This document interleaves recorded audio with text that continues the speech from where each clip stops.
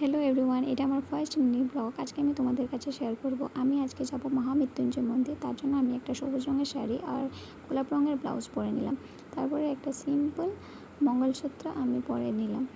তারপরে একটা লেকমি সানস্ক্রিন নিয়ে চলে আসলাম আর মুখে লাগিয়ে নিলাম। সানস্ক্রিনটা খুবই দরকারি, কেন কি বাইরে অনেক রোদুর, ট্যানের জন্য সানস্ক্রিনটা ইম্পর্ট্যান্ট।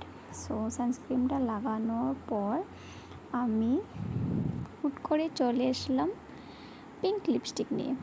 পিঙ্ক লিপস্টিকটা লাগাচ্ছি কারণ ব্লাউজের সাথে ম্যাচিং। সো লিপস্টিকটা লাগানোর পর একটু সিঁদুর পরে নিলাম। সিঁদুরটা খুবই দরকার, কেন জানো আমি বিবাহিত, সিঁদুর তো পরতে হবেই। তার জন্য একটু সিঁদুর পরে নিলাম। সিঁদুরটা রেখে আমি জাস্ট আমার ফাইনাল লুকটা তোমাদের কাছে দেখালাম।